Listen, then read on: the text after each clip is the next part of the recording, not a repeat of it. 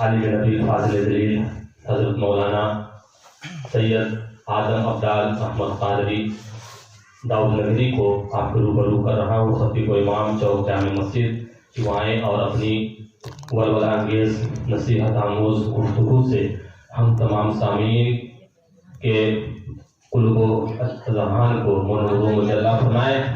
آئیے ان کا استقبال تکبیر سے کر لیں۔ نعرہ تکبیر، اللہ اکبر، نعرہ رسالت یا رسول اللہ، نعرہ رسالت، یا رسول اللہ، جشن عید میلاد النبی زندہ باد، جشن عید میلاد النبی، زندہ باد، مسلک اعلی حضرت، زندہ باد، نعرہ تکبیر، نعرہ رسالت۔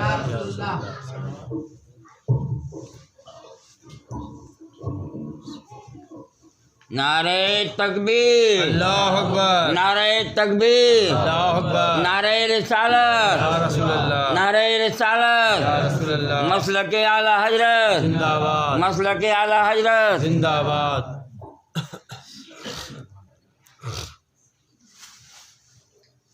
معزز علماء کرام، معظم شورائے اسلام، محترم بزرگوں، حوصلہ مند نوجوانوں، ہم عمر ساتھیوں، اسلامی نونہالوں، ملت کی پردہ نشین مائیں اور بہنوں، السلام علیکم ورحمۃ اللہ تعالی وبرکاتہ۔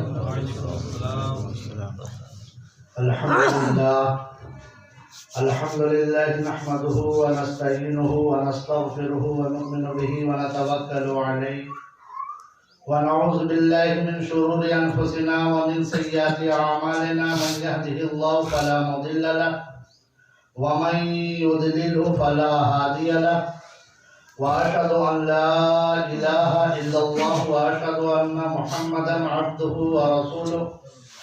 قال الله تبارك وتعالى في القرآن المجيد والفرقان الحميد، أعوذ بالله من الشيطان الرجيم، بسم الله الرحمن الرحيم، واعبدوا الله ولا تشركوا به شيئا وبالوالدين إحسانا۔ صدق الله المولانا العظيم وبلغنا رسوله النبي الأمين المكين الكريم، ونحن على ذلك لمن الشاهدين والشاكرين، والحمد للہ رب العالمین۔ سب سے پہلے انتہائی عقیدت و محبت اور تمام تر جذبہ عشق و الفت کے ساتھ اس بارگاہ عالی وقار میں درود پاک کا نذرانہ پیش فرما لیں جو موئے عالم بھی ہیں اور ملجأ کائنات بھی۔ ملأ اعلیٰ کے نورانی فرشتے جہاں صبح و شام حاضری دے کر اپنی نیاز مندانہ عقیدت مندیوں اور وفا شیاریوں کی معراج حاصل کرتے رہتے ہیں۔ پڑھیں اللہم صلی علی سیدنا و شفیعنا حبیبنا مولانا محمد وآلہ وسلم، صلو علیہ صلاۃ و سلام دائما علیک یا رسول اللہ صلی اللہ تعالی علیہ وسلم۔ انوار و تجلیات کی مسلادھار بارش ہو ان اصحاب نبی صلی اللہ علیہ وسلم کے مرکز آرام گاہ اقدس پر جن کی اسلام پرستیوں اور ملت نوازیوں کے آگے کائنات عالم کی پیشانیاں خم ہیں۔ رحمت و نور کی دلکش برسات ہو ان ائمہ دین، مجتہدین، محدثین، مفسرین اور علماء شرع مبین کی آرام گاہ ناز پر جن کے ارشادات و فرمودات، تربیح و اشاعت اور نہایتی گراقدر تصانیف و تالیفات کے سرمایہ افتخار نے قوم کو فقہیات کا عظیم ذخیرہ مرحمت فرما دیا ہے۔ رحمت و نور کی دلکش برسات ہو اس محبوب سبحانی، قطب ربانی، حضرت سیدنا شیخ محی الدین ابو محمد عبد القادر جیلانی بغدادی علیہ رحمت و رضوان کے آرام گاہ ناز پر جن کے در پاک کی نیاز مندی کونین کی فیروز مندیوں کی ضامن ہے، اور انوار و تجلیات کی مسلادھار بارش ہو اعلیٰ حضرت امام اہل سنت مولانا شاہ امام احمد رضا خان فاضل بریلوی علیہ رحمت و رضوان کے آرام گاہ اقدس پر جنہوں نے چھپی ہوئی شیطنت کو اجاگر فرماकर ملت پر عظیم احسان فرمایا ہے۔ درود پاک کا نذرانہ بارگاہ رسالت معاذ صلی اللہ علیہ وسلم میں ایک بار اور پیش کر لیں۔ اللہم صلی علی سیدنا و شفیعنا حبیبنا مولانا محمد و بارک وسلم صلو علیہ صلاۃ و سلام دائما علیک یا رسول اللہ صلی اللہ تعالی علیہ وسلم۔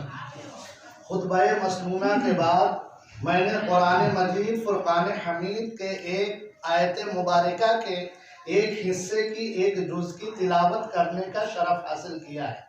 وَاعْبُدُوا اللَّهَ وَلَا تُشْرِكُوا بِهِ شَيْئًا وَبِالْوَالِدَيْنِ إِحْسَانًا، اللہ کی عبادت کرو اور اس کا شریک کسی کو نہ ٹھہراؤ اور ماں باپ کے ساتھ احسان کرو۔ آگے آیت کریمہ میں رشتہ داروں، یتیموں، محتاجوں اور مسافروں اور پاس کے ہمسائے اور دور کے ہمسائے اور کروٹ کے ساتھی کا بھی بیان ہے۔ تو اللہ کی عبادت کرو، اس کا شریک کسی کو نہ ٹھہراؤ اور ماں باپ کے ساتھ یعنی والدین کے ساتھ احسان کرو، اللہ کی عبادت کرو۔ واقعی اللہ تبارک و تعالیٰ کی ذات پاک اس لائق ہے کہ بندہ اللہ کی عبادت کرے۔ اس آیت مبارکہ میں اللہ تبارک و تعالیٰ نے اپنی عبادت کا بھی حکم فرمایا ہے اور رشتہ داروں کے ساتھ، ماں باپ کے ساتھ حسن سلوک کا، محتاجوں کے ساتھ، پڑوسیوں کے ساتھ اچھے برتاؤ کا بھی حکم دیا ہے۔ تو اس میں حقوق اللہ کا بھی ذکر ہے اور حقوق العباد کا بھی ذکر ہے۔ حقوق اللہ اسے کہتے ہیں جو اللہ کا بندوں پر حق ہے، جیسے نماز پڑھنا فرض ہے، وہ نماز جو ہے وہ اللہ کا حق ہے۔ روزہ رکھنا صاحب استطاعت مسلمان پر جو حج فرض ہے، صاحب نصاب پر جو زکوٰۃ فرض ہے، وہ سب حقوق اللہ میں ہے۔ اور حقوق العباد وہ ہے جو ایک بندے کا حق دوسرے بندے پر ہے، وہ حقوق العباد کہلاتا ہے۔ یعنی ایک پڑوسی کا حق دوسرے پڑوسی پر کیا ہے، مسافروں کا حق مقیم پر کیا ہے، اور یتیموں کا حق کیا ہے، بیواؤں اور محتاجوں کا حق کیا ہے، اور والدین کا حق کیا ہے۔ یہ سب جو حقوق ہیں وہ حقوق العباد کہلاتے ہیں۔ اس آیت مبارکہ میں اللہ تبارک و تعالیٰ نے اپنی عبادت کا بھی حکم دیا ہے اور لوگوں کے ساتھ اچھا برتاؤ کرنے کا بھی حکم دیا ہے، جس میں والدین کے ساتھ جو برتاؤ کا حکم ہے اپنی عبادت سے لگا کر پیش کیا ہے کہ وَاعْبُدُوا اللَّهَ وَلَا تُشْرِكُوا بِهِ شَيْئًا وَبِالْوَالِدَيْنِ إِحْسَانًا، کہ اللہ کی عبادت کرو، اس کا شریک کسی کو نہ ٹھہراؤ اور ماں باپ کے ساتھ احسان کرو۔ اللہ تبارک و تعالیٰ کی ذات پاک ہی اس لائق ہے کہ اس کی عبادت کی جائے۔ اس کی عبادت کیوں کی جائے؟ دیکھیے، ہم انسان پر تو ایک ایسا وقت بھی گزرا ہے کہ جب ہم کوئی قابل ذکر شے تھے ہی نہیں، ہم کوئی قابل ذکر شے تھے ہی نہیں۔ انسانوں کی پیدائش کا حال تو فرشتوں کو بھی معلوم نہیں تھا۔ یہ تو محض اللہ کا فضل و کرم ہے کہ ہم نیستی سے ہستی میں آئے، نہ سے ہاں ہوئے اور کچھ نہ تھے اور کچھ ہو گئے۔ انسانی تخلیق کا جائزہ جب لیجئے گا تو قرآن کریم کی آیت مبارکہ ہے جس کا مفہوم یہ ہے، اللہ تبارک و تعالیٰ ارشاد فرما رہا ہے کہ ہم نے انسان کو مٹی سے بنایا ہے اور ہم نے اسے ایک خاص جگہ اس نطفے کو ٹھہرایا ہے، اور ہم ہی نے نطفے کا خون بنایا ہے، اور ہم ہی نے خون کو مضغہ یعنی بندھی بوٹیاں بنائی ہیں، ہم ہی نے اس کو ہڈیاں بنائی ہیں، اور ہم ہی نے اس پر جلد مڑھا ہے، اور ہم ہی نے اسے بالکل دوسری مخلوق بنا دیا ہے۔ فتبارک اللہ احسن الخالقین، بس اللہ سب بنانے والوں میں سب سے بہتر بنانے والا ہے۔ تو پتہ چلا کہ انسان کی تخلیق، انسان بنا کس چیز سے ہے؟ جب غور کیجئے گا تو انسان پیدا کیا گیا ہے ایک قطرہ ناپاک سے۔ ایک قطرہ ناپاک سے پیدا ہونے والا انسان جب دنیا میں آتا ہے اور جب دنیا کی اسے ہوا لگتی ہے تو ہو جاتا ہے کچھ اور سے اور سوچنے لگتا ہے، اور اپنے کو اپنے دل میں تکبر و غرور پیدا کرنے لگتا ہے۔ نہیں، بلکہ انسانیت کی تخلیق کا مقصد کیا ہے؟ ہمیں اور آپ کو اللہ تبارک و تعالیٰ نے کیوں پیدا کیا ہے؟ وَمَا خَلَقْتُ الْجِنَّ وَالْإِنسَ إِلَّا لِيَعْبُدُونِ، ہم نے جن اور انسان کو اس لیے پیدا کیا ہے تاکہ وہ میری عبادت کریں، تاکہ وہ میری عبادت کریں۔ تو تخلیق انسان و جنات کا مقصد کیا ہے؟ اللہ کی عبادت کرنا۔ لیکن یہاں فرعون جیسا شخص آیا تو اپنے کو رب کہہ بیٹھا، نمرود آیا تو اس نے نہ جانے کیا کہا، وہ نبیوں سے مقابلہ کرنے لگا۔ شداد آیا تو اس نے جنت و دوزخ دنیا میں ہی بنانے کا دعویٰ کرنے لگا۔ تو دیکھیے انسان جو تکبر اختیار کرتا ہے نا، تو تکبر بڑی خراب چیز ہے۔ اسے سوچنا چاہیے کہ ہم پیدا کس لیے کیے گئے ہیں اور ہم پیدا کس چیز سے کیے گئے ہیں۔ ایک قطرہ ناپاک سے پیدا ہونے والا انسان اپنے اوپر تکبر کرے، گھمنڈ کرے، یہ بالکل زیب نہیں دیتا۔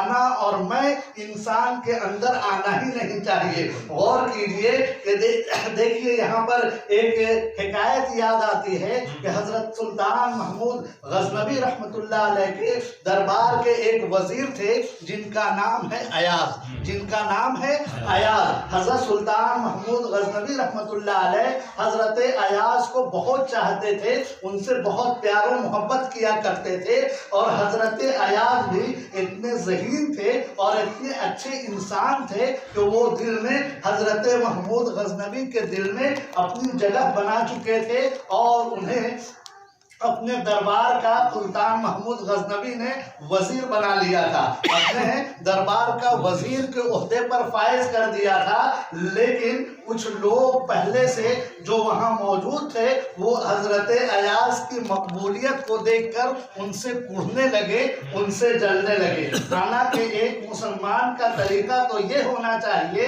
کہ وہ اپنے کسی بھائی کی عظمت کو دیکھ کر رشک کرے، حسد نہ کرے۔ اب رشک اور حسد کا معنی سمجھ لیجئے کہ حسد اسے کہتے ہیں، رشک کسے کہتے ہیں اور حسد کسے کہتے ہیں۔ تو سماعت فرمائیے، حسد یہ ہے کہ اگر اپنے کسی پڑوسی کے پاس، اپنے کسی بھائی کے پاس، اپنے کسی رشتہ دار کے پاس کوئی چیز دیکھے، مثلا کار دیکھے، اس کی بلڈنگیں دیکھے، اس کی تجارت کو دیکھے، اس کے بزنس کو دیکھے، تو اپنے دل میں بھی یہ تمنا کرے کہ یا الہی مجھے بھی ایسا کاروبار عطا کر دے، مجھے بھی مکان عطا کر دے، مجھے بھی گاڑی عطا کر دے۔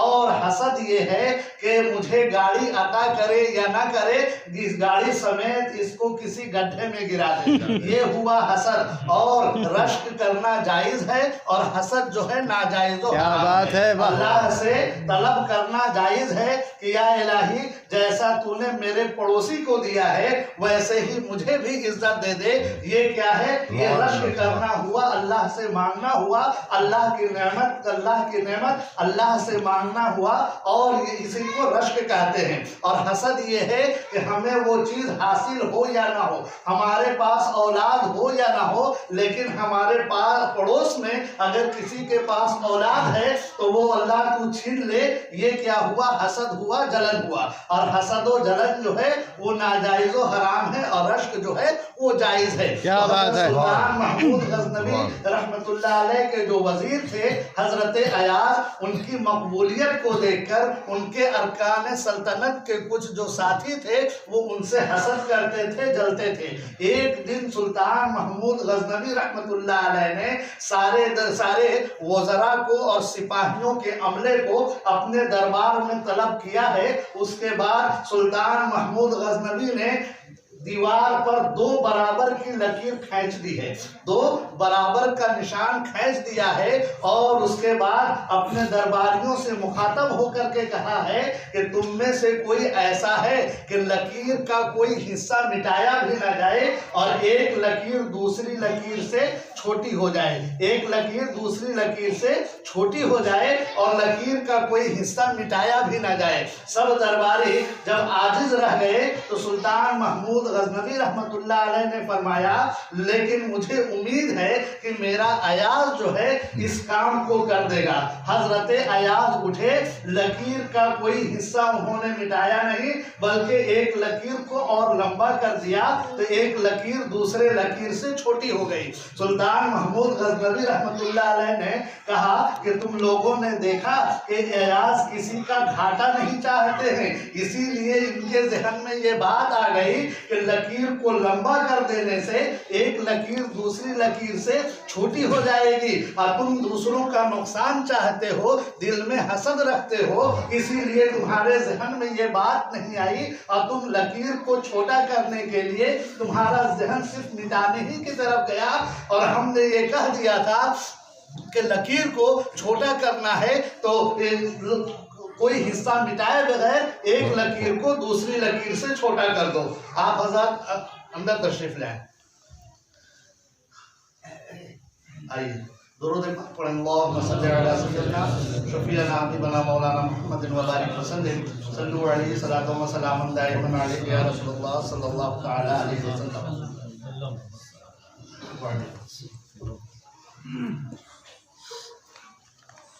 سلطان محمود غزنوی رحمۃ اللہ علیہ نے ایک لکیر کو دوسری لکیر سے جب حضرت ایاز نے جب ایک لکیر کو بڑھا دیا، جو لکیر دوسرے لکیر سے چھوٹی ہو گئی، تو حضرت سلطان محمود غزنوی نے فرمایا کہ دیکھو ان کے دل میں کسی کے لیے نہ حسد ہے، نہ بغض ہے، نہ کینہ ہے، اس لیے ان کا ذہن اس طرف گیا کہ انہیں نو لکیر کو اور بڑھا دیا ہے۔ اور وہی حضرت سلطان محمود غزنوی رحمۃ اللہ علیہ کے دربار کے وزیر حضرت ایاز روزانہ اپنے دربار سے نکلتے تھے، یعنی سلطان محمود غزنوی کے دربار سے نکل کر ایک بوسیدہ مکان میں تشریف لے جاتے تھے، اور وہاں انہوں نے ایک گیٹری رکھی تھی جس کی دیکھ بھال کر کے وہ واپس آ جایا کرتے تھے، مکان میں تالا بند کر دیتے تھے اور واپس آ جایا کرتے تھے۔ اور ارکان سلطنت کے وزراء کو اور کوئی بات تو نہ ملی، یہی ایک بات لے کر حضرت سلطان محمود غزنوی رحمۃ اللہ علیہ کے پاس حاضر ہوئے اور کہا کہ سلطان بات ایسی ہے کہ جس ایاز کو آپ نے اتنا سر چڑھا رکھا ہے، وہی ایاز آپ سے پوشیدہ طور پر آپ کے خزانے میں سے کوئی چیز ایک جگہ لے جا کر چھپاتے ہیں، ایک مکان ہے جس میں وہ روزانہ جایا کرتے ہیں، اس میں اور کسی کو جانے کی اجازت نہیں ہوتی، ہم کو امید ہے کہ آپ سے پوشیدہ طور پر کچھ خزانہ انہوں نے وہاں چھپا رکھا ہے۔ حضرت سلطان محمود غزنوی کو بہت تعجب ہوا اور سپاہیوں کو بلا کر حکم دے دیا کہ جاؤ اس مکان کے پاس اور وہاں جو کچھ بھی ملے اسے اٹھا کر لے آؤ۔ جب وزراء اور سپاہیوں کا عملہ وہاں پہنچا ہے، تالا بند مکان کو پایا ہے، تالا توڑ کر جب اندر داخل ہوئے ہیں تو سپاہیوں کو تلاشی کے بعد صرف ایک گیٹری ملی ہے، اسے اٹھا کر سلطان محمود غزنوی رحمۃ اللہ علیہ کے پاس لا کر حاضر کر دیتے ہیں۔ بھرے دربار میں جب سلطان محمود غزنوی رحمۃ اللہ علیہ اس گیٹری کو کھولتے ہیں تو اس میں سے ایک ٹوٹی ہوئی جوتی تھی، ایک قبا تھا جو میلا کچیلا تھا، اور ایک پھٹی ہوئی ٹوپی تھی۔ حضرت سلطان محمود غزنوی کو بہت تعجب ہوا اور ایاز سے پوچھا کہ اے ایاز کیا بات ہے، تم اسی کو وہاں رکھتے ہو اور اسی کی دیکھ بھال کے لیے وہاں جاتے ہو؟ تو حضرت ایاز نے کہا حضور بات یہ ہے کہ جب میں گھر سے چلا تھا تو یہی لباس ہمارے بدن پر تھا، تو میں اپنی حقیقت کو بھولا نہیں ہوں، بلکہ اب تو یہ آپ کا کرم ہے کہ میں یہاں شاہی لباس پہننے لگا ہوں، لیکن ہم نے اپنی حقیقت کو بھلایا نہیں ہے۔ روزانہ اسے دیکھنے جاتا ہوں تاکہ مجھ میں تکبر نہ آئے، گھمنڈ نہ آئے، میرے اندر انا نہ پیدا ہو، اس لیے میں اس پوشاک کو جا کر دیکھ لیتا ہوں۔ تو دیکھیے اس سے سبق ملتا ہے ہم انسانوں کو بھی کہ ہم اپنے پیدائش پر غور کریں کہ ہم بنائے کس چیز سے گئے ہیں۔ ایک قطرہ ناپاک سے پیدا کیا ہوا انسان تکبر اختیار کرے نہیں، ایک قطرے ناپاک سے پیدا کیا ہوا انسان تکبر اور گھمنڈ نہیں اختیار کرتا، بلکہ اس کے مزاج میں نرمی ہونی چاہیے اور اسے ہر حال میں اللہ کی عبادت کے لیے جھکنا ہی چاہیے۔ انسان اگر واقعی انسان ہے تو وہ اللہ کی عبادت کرے گا۔ وَاعْبُدُوا اللَّهَ وَلَا تُشْرِكُوا بِهِ شَيْئًا وَبِالْوَالِدَيْنِ إِحْسَانًا، اللہ کی عبادت کرو، اس کا شریک کسی کو نہ ٹھہراؤ اور ماں باپ کے ساتھ احسان کرو۔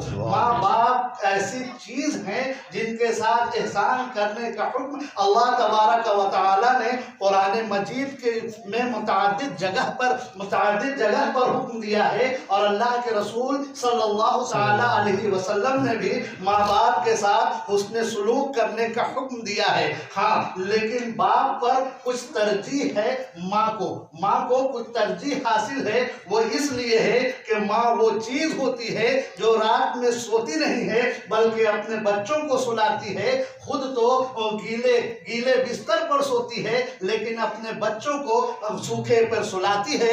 اور ماں وہ چیز ہے جو خود نہیں کھاتی لیکن اپنے بچوں کو کھلاتی ہے۔ اور والد کا بھی کیا کہنا، جب وہ مشقت سے کما کر لاتے ہیں اپنے بچوں کے لیے، اپنے بچوں کی پرورش کے لیے، جب وہ گھر سے نکلتے ہیں بادلوں کے سائے میں اور کیچڑ و کادوں میں اور دھوپ کی شدت کو برداشت کرتے ہوئے محنت و مشقت سے کما کر لاتے ہیں، اس کا احسان ادا نہیں کیا جا سکتا، ان سب باتوں کا احسان ادا نہیں کیا جا سکتا۔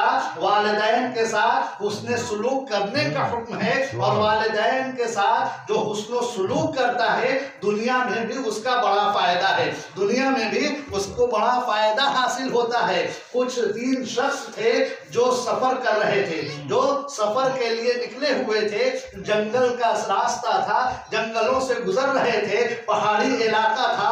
اتنا ہی میں ہوتا کیا ہے کہ موسلادھار بارش شروع ہو جاتی ہے۔ جب موسلادھار بارش شروع ہو جاتی ہے تو یہ تینوں بارش سے بچنے کے لیے ایک گفا میں داخل ہو جاتے ہیں، پہاڑ کے ایک کھوہ میں داخل ہو جاتے ہیں۔ شدت کی بارش ہو رہی تھی، اللہ تبارک و تعالیٰ کو یہ منظور تھا کہ پہاڑ سے ایک چٹان گھسکا ہے اور گھسک کر غار کے منہ پر آ کر لگ گیا ہے، غار کے منہ پر آ کر لگ گیا ہے۔ تینوں کو اپنی موت جب سامنے نظر آنے لگی ہے تو تینوں نے ایک دوسرے سے کہا ہے کہ اپنی نیکیوں کا حوالہ دے کر اللہ تبارک و تعالیٰ کی بارگاہ میں دعا کی جائے کہ یا اللہ اس عذاب سے ہمیں نجات عطا فرمائے، اس عذاب سے مجھے نجات عطا فرمائے۔ اس میں ایک شخص تھا، وہ بکریوں کو چرانے کے لیے جنگلوں میں لے جایا کرتا تھا، ان کا یہی مشغلہ تھا۔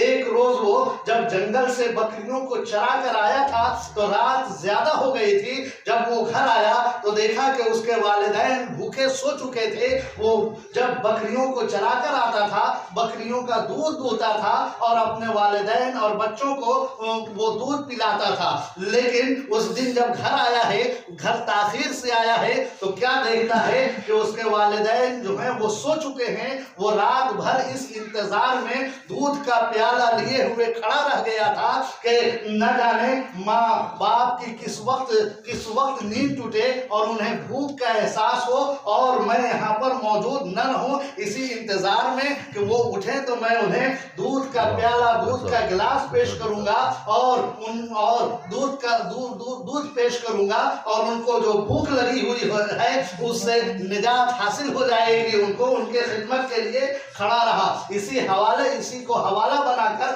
اللہ تبارک و تعالیٰ کی بارگاہ میں دعا کیا ہے کہ یا اللہ تو تو جانتا ہے کہ میں بکریوں کو چرا کر گھر آتا ہوں تو پہلے اپنے والدین کو دودھ پلاتا ہوں، اس کے بعد اپنے بچوں اور بیویوں کو دودھ پلاتا ہوں۔ مولا تبارک و تعالیٰ ایک دن میں دیر سے آیا تھا، میرے والدین سو چکے تھے تو میں اس انتظار میں رات بھر کھڑا رہ گیا تھا کہ کس وقت ان کی نیند ٹوٹے اور انہیں دودھ کی خواہش ہو، کھانے کی خواہش ہو، تو میں جو اس انتظار میں ان کی خدمت کے لیے کھڑا رہ گیا تھا۔ اس کا حوالہ دے کر جب اللہ تبارک و تعالیٰ کی بارگاہ بارگاہ میں دعا کیا ہے تو کیا ہوتا ہے کہ اللہ کے حکم سے وہ چٹان تھوڑا سا کھسک جاتا ہے اور وہ لوگ سلامتی کے ساتھ اس سے غار سے باہر آ جاتے ہیں. غار سے باہر آ جاتے ہیں تو والدین کے ساتھ حسن سلوک کرنے کا صلہ دنیا میں بھی ملا کرتا ہے، اور والدین جب اس دنیا سے چلے جائیں تو بھی ان کا حق باقی رہتا ہے اولاد پہ. اولاد پہ بہت سارے حقوق باقی رہتے ہیں، جس میں سے پہلا حق تو یہ ہے کہ جب وہ انتقال کر جائیں تو ان کے تجہیز و تکفین کا اور کفن کا غسل کا اہتمام کیا جائے، اور اس میں ایک لائق اولاد جو ہے وہ جو ہے اسے بحسن خوبی انجام دینے کا اسے حکم ہے، اور ان کے لیے دعائے مغفرت کرتے رہنے کا حکم ہے کہ والدین کے لیے دعائے مغفرت کرتے رہنے کا حکم ہے. صرف برسی اور تیجا اور چالسی میں ہی نہیں بلکہ روزانہ والدین کے لیے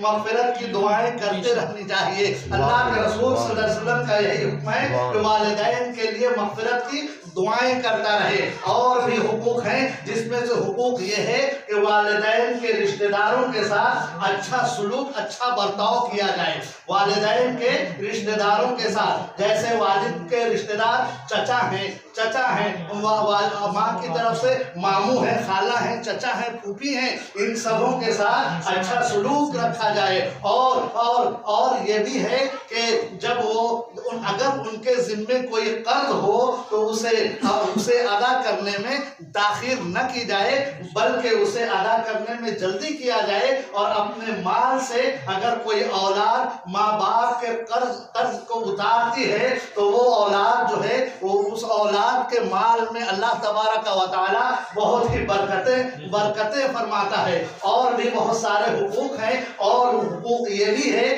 کہ جو والدین کے دوست ہیں، جو دنیا میں ماں کی سہیلیاں ہیں، باپ کے دوست ہیں، ان سے بھی اچھا برتاؤ رکھا جائے. جب ان سے ملاقات ہو تو ان کی تعظیم کی جائے، ان کی تکریم کی جائے، انہیں اچھی جگہ پر بیٹھایا جائے، ان سے حسن سلوک کیا جائے، ان سے اچھا برتاؤ کیا جائے. اس سے بھی کیا ہے والدین خوش ہوتے ہیں. اور بچوں کے جو نیک اعمال ہوتے ہیں نا وہ بھی والدین کے قبر میں پیش کیے جاتے ہیں. جب بچہ نیک عمل کرتا ہے دنیا میں تو اس سے والدین خوش ہوتے ہیں، والدین جو ہے اس عمل سے خوش ہوتے ہیں، اور والدین خوش ہو کر لوگ میتوں میں سے اور سبوں کو دکھاتے ہیں کہ دیکھو میرا بچہ نیک عمل کرتا ہے، دیکھو میرا بچہ نیک عمل کرتا ہے. تو والدین کو اگر آپ اپنے قبر میں خوش رکھنا چاہتے ہیں تو اپنے والدین کے ساتھ خود بھی نیک عمل کیجئے. دنیا میں جو آپ نیک عمل کرتے ہیں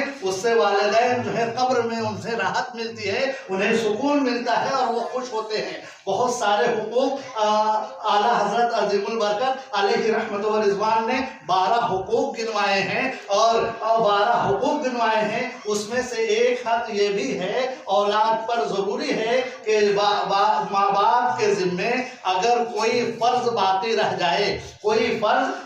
رہ جائے تو اس کے بھی ادائیگی میں تاخیر نہیں کرنا چاہیے، بلکہ ایک صالح اولاد کے لیے ضروری ہے، ایک اولاد کے لیے ضروری ہے کہ ان کے حقوق کو ادا کرے. دیکھیے اگر کوئی شخص بوڑھا ہو گیا ہے اور روزہ کا معاملہ ہے تو روزہ کا معاملہ ایسا ہے کہ جب وہ بوڑھا ہو جائے اور شیخ فانی جسے کہتے ہیں اس میں اتنی صلاحیت نہ ہو کہ وہ روزہ رکھ سکے، اور آئندہ امید بھی نہ ہو کہ اب اس کی صحت اچھی ہوگی اور یہ آئندہ روزے کی قضا کر سکتا ہے، تو ایسے لوگوں کے لیے حکم ہے کہ وہ فدیہ ادا کرے، روزے کا فدیہ ادا کرے. یہ تو زندگی میں ہی ادا کیا جاتا ہے. روزے کا فدیہ یہ ہے کہ ایک صدقہ فطر کے برابر، صدقہ فطر جو ایک صدقہ فطر ہوتا ہے جتنی رقم ہوتی ہے 2 کلو 45 گرام گیہوں کی، وہ ادا کر دیا جائے ایک روزے کے بدلے وہ ادا کر دیا جائے. تو روزہ جو اس پر جو فرض ہے اس کا جو فرضیت کا جو ہے حکم جو ہے